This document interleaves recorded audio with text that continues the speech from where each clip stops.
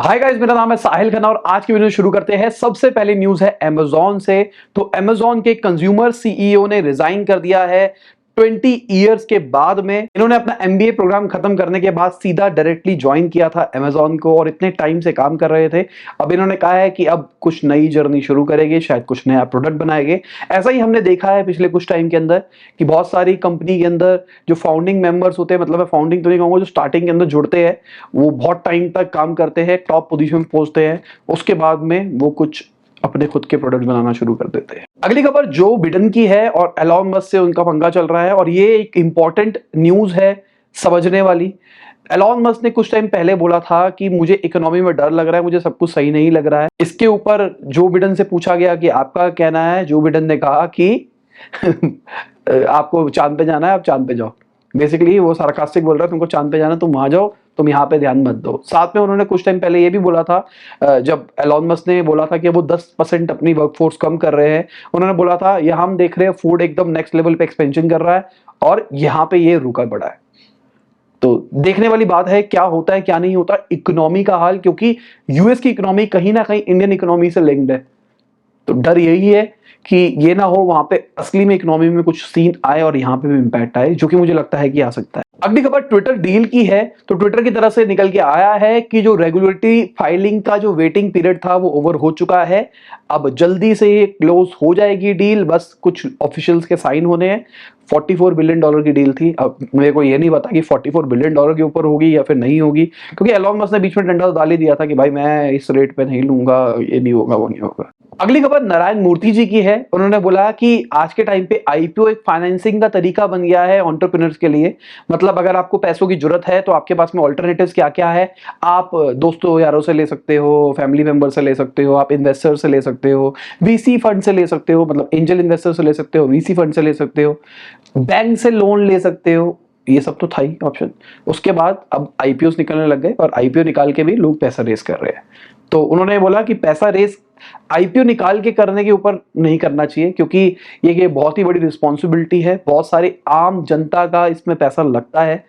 और मुझे भी ऐसा लगता है कि आईपीओ के अंदर एक आम आदमी जिसके पास में बहुत ज्यादा डिस्पोजेबल इनकम नहीं है, वो बेचारा इन्वेस्ट करता है। तो एक लाइबिलिटी है कि आप आईपीओ निकाल रहे हो तो आप ग्रो करने वाले हो, कुछ करने वाले हो, लोगों के साथ जुड़ने वाले हो, इसलिए निकालो। अगली खबर एडटेक यूनिकॉर्न एड्यूट्रेस की है। उन्होंने 80 एम्प्लॉयज को फायर कर दिया है। अब इनके को फाउंडर का कहना है कि 40 एम्प्लॉयज तो वॉलंटरी रिटायर मतलब निकाले जा रहे हैं, मतलब खुद से जाना चाहते हैं। अब निकालने का रीजन फंडिंग तो हो सकता है, पर कंपनी ने ये बोला कि हम रीस्ट्रक्चरिंग कर रहे हैं और यही हमको देखने को मिलता है। कंपनी ऐसे ही कुछ भी बोलती है, रीस्ट्रक्चरिंग कर रहे हैं, ये कर रहे हैं, वो कर रहे हैं, और उसके चक्कर में लोगों को निकाला जाता है। अगली खबर जयशंकर जी ने एक बहुत बड़ी बात बोली, पूरी दुनिया क्रिटिसाइज कर रही है, बहुत सारी वेस्टर्न कंट्रीज हमको क्रिटिसाइज कर रही है कि हम रशिया से ऑयल ले रहे हैं, ये कर रहे हैं, वो कर रहे हैं। उन्होंने बोला क्या हम ही स्पॉन्सर कर रहे हैं रशियन वॉर को? भाई अभी भी यूरोप में गैस तो जा ही रही है ना, ज्यादा है तो बंद कर दो तुम भी। दूसरों के ऊपर मत धूल पारो। मैं पहले भी बोल रहा था कि मेरे को तो कोई प्रॉब्लम ही नहीं लगती इस चीज के अंदर। अगर हमारी इकोनॉमी खराब है, अगर हमारी ऑयल डिपेंडेंट इकोनॉमी है और हमको सस्ते रेट में मिल रहा है, तो हम क्यों ना ले। अब उसके ऊपर आप कुछ भी लगाओ कि वॉर को कर रहे वो कर रहे, गलत बात है। अगर ज्यादा ही है उन लोगों को तो सैंक्शंस के नाम पे पॉलिटिक्स मत खेलो ना, तुम सब कुछ रोक दो अपना, मत लो वहां से कुछ भी। पिछले कुछ टाइम से हमने देखा बहुत सारी कंपनियां भी रशिया से जा रही है। अगेन उनका भी कहना था कि हमको प्रेशर आ रहा है। अभी मैरिड ग्रुप की अगर हम बात करके चलते हैं, वो भी 25 साल के बाद वहां से निकल के जा रहा है। मैकडॉनल्ड्स का भी हमने देखा था, मैकडॉनल्ड्स भी निकल के जा रहा है। तो सारी कंपनियां निकल के जा रही है। वेस्टर्न प्रेशर भी इसके ऊपर बहुत बड़ा रोल प्ले कर रहा है, क्योंकि वो सबकॉन्शियसली लेवल दिमाग में डाल रहे हैं, अरे भाई आप वहां पे बिजनेस कर रहे हो, इसका मतलब ये है कि आप वॉर को प्रमोट कर रहे हो। भाई करोड़ों रुपए के लॉस हो रहे हैं, करोड़ों अरबों रुपए के लॉस हो रहे हैं इन चक्करों में। अगली खबर, बहुत टाइम पहले मैंने आपको बताया था कि जो यूके का बूट्स है, जो कि फार्मेसी चेन है, उसको अपोलो और रिलायंस मिलके ले सकते हैं। और अभी खबर निकल के ये आ रही है कि बहुत सारे बैंक्स इसको फाइनेंस करना चाहते हैं इस डील को। अच्छा हो सकता है रिलायंस इंटरनेशनली धीरे धीरे मूव करना शुरू करेगा। अगली खबर आरबीआई की है। तो मॉनेटरी पॉलिसी में शायद अपडेट आ सकता है आने वाले टाइम में, फिर से हाइक हो सकता है। अभी हमने देखा था इंटरेस्ट रेट बढ़े थे, अगले टाइम में हम ये देख सकते हैं इंटरेस्ट रेट हमको और बढ़ते हुए दिखाई देंगे और दिखाई देंगे, देख लेना। क्योंकि जो हम कह रहे हैं ना, एलॉन मस्क कह रहे हैं भाई मेरे को बहुत डर लग रहा है क्योंकि रिसेशन आने वाला है, सबको ये लग रहा है, बहुत सारे सीधे जुड़ रहे हैं इकट्ठे। तो रिसेशन से बचने के लिए गवर्नमेंट को इंटरेस्ट रेट बढ़ाना ही पड़ेगा। और मतलब मैं तो ये कहता हूं कि रिसेशन ये प्लान्ड रिसेशन होने वाला है, ग्लोबल रिसेशन। गवर्नमेंट खुद चाह रही है कि रिसेशन आ जाए, रिसेशन जल्दी से आ जाए, क्योंकि इन्फ्लेशन इस टाइम पे कंट्रोल नहीं हो पा रहा है बहुत सारी गवर्नमेंट से, ऐसा मुझे लगता है। अगर आप कहते हो तो मैं इसके ऊपर एक वीडियो भी बना दूंगा, और क्योंकि मैं शूट करके आ चुका हूँ पहले से पर अगर आप कहोगे तो जल्दी डाल देंगे उस वीडियो को। वीडियो में आगे जाने से पहले भाई एक इंपॉर्टेंट चीज बताना चाहूंगा, हमारे इंटेलेक्चुअल इंडीज वाले चैनल के ऊपर एक फाउंडर अनफिल्टर्ड आ गया है या फिर आने वाला है। डिशुम सिनेमास के फाउंडर के साथ में उन्होंने सिनेमा हॉल का पूरा बिजनेस बताया है, प्लस उन्होंने ये भी बात करी जो कि मुझे बहुत जेन्युइन वाली बात लगी, कि जो पीवीआर है वहां पे एक मिडिल क्लास हमेशा पिक्चर नहीं देख सकता। जो मूवी सिनेमा एक्सपीरियंस होता था वो मिडिल क्लास के लिए होता था। जो अमीर लोग होते थे वो तो लाइव शोज देखते थे ना लोगों के, थिएटर वगैरह वगैरह। तो सिनेमा तो मासिस के लिए ही बनाया गया था, पर आज सिनेमा भी क्लासेस के लिए बन के रह गया है।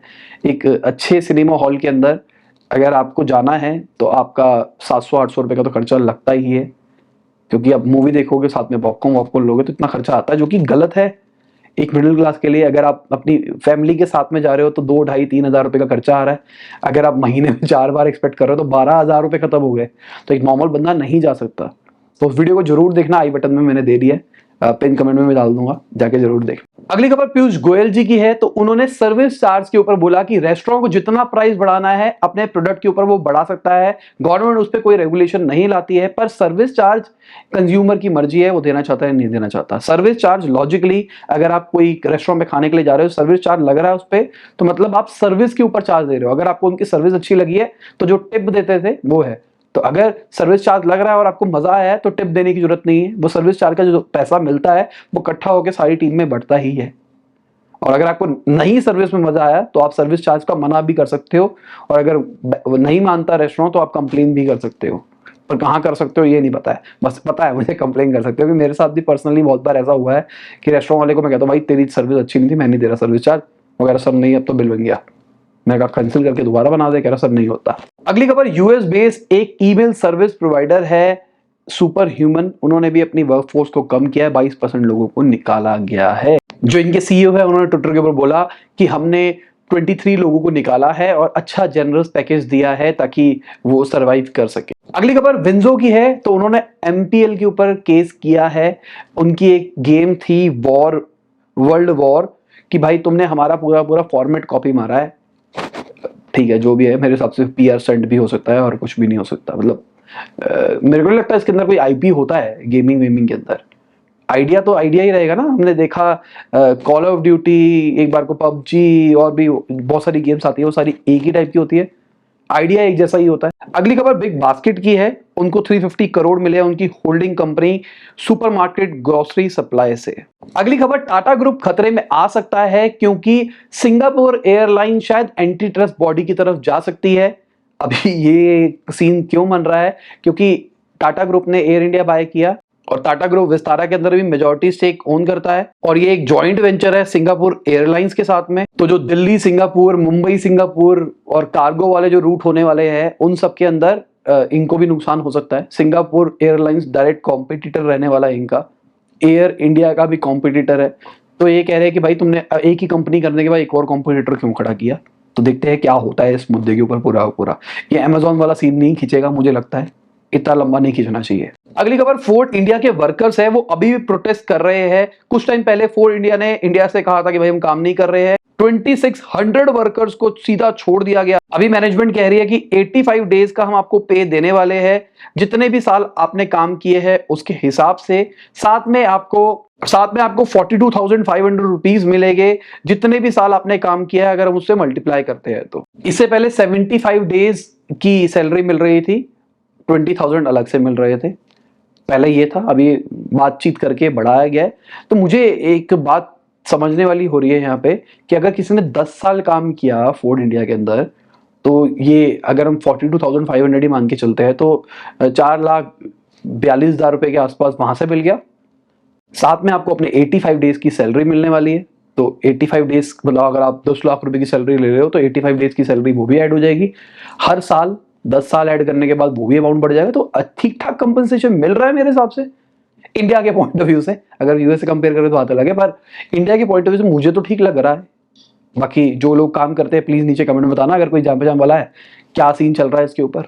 तो उनका गोल है कि वो एक डोमिनेंट प्लेयर बनेंगे ईवी सेक्टर के अंदर, जो गवर्नमेंट की प्रोडक्ट लिंक्ड इंसेंटिव स्कीम है उसका यूज करके। बाकी देखते हैं टीवीएस कहां पहुंच पाता है। कुछ टाइम पहले महिंद्रा ने अपने शेयर्स पूरे पूरे बेच दिए थे टीवीएस से, तो मुझे लगा था भाई टीवीएस कुछ गलत करने वाला, पर ये कहानी निकल के आ रही है, पता नहीं क्या चल रहा है। तो टीवीएस अच्छा प्लेयर बनेगा नहीं बनेगा। होंडा वोंडा भी ईवी के अंदर अच्छा कर रहा है, टू व्हीलर के अंदर, पर टीवीएस भी कोई बुरा नहीं कर रहा है मेरे हिसाब से। और टीवीएस ने पिछले कुछ टाइम में अच्छी रिकवरी मारी तो है नॉर्मल पेट्रोल वाले सीनों के अंदर, तो ईवी के अंदर भी वो मार सकता है, मुझे ऐसा लगता है। अगली खबर क्रिप्टो स्कैम की है। 46,000 लोगों ने या फिर उनसे भी ज्यादा लोगों ने $1 बिलियन लूज किए हैं क्रिप्टो स्कैम्स में। बहुत गलत काम चल रहा है। और एक फाउंडर फिल्टर अभी हमारा हुआ था क्लाउड सेक के साथ में, तो उनके फाउंडर्स हमने ये हैकिंग के ऊपर बात करी। मतलब मैंने वो फाउंडर फिल्टर वैसा नहीं बनाया, मैंने बात करी कि कैसे ये स्कैम्स होते हैं सारे के सारे। तो हमने बहुत बड़े बड़े स्कैम्स के बारे में बात करी है, हमने व्हाट्सएप हैक के बारे में बात करी है, और उन्होंने सीधा बता दिया व्हाट्सएप हैक कैसे होता है। मतलब शक्तियों का गलत इस्तेमाल नहीं करना वो वीडियो देखने के बाद, पर बहुत कुछ है। अगली खबर जो क्रेडिट कार्ड इश्यूअर्स है, जो बड़े बड़े प्लेयर्स है, उन्होंने अप्रैल के महीने के अंदर कम देखा है कि लोगों ने स्वाइप कम किया है, मतलब डिस्पोजेबल इनकम कम हुई है, मतलब खर्चे कम हुए हैं। पर अगर देखा जाए overall economy point of view से ये नंबर बहुत बड़ा हो जाता है। और इसी के साथ आज की न्यूज खत्म होती है। उम्मीद करता हूं आपको मजा होगा। लाइक कर देना, शेयर कर देना, कमेंट बताना वीडियो कैसी लगी। बाय, गुड नाइट, शुभ, खुदा हाफिज, गुड मॉर्निंग, जब भी आप वीडियो को देख रहे हैं।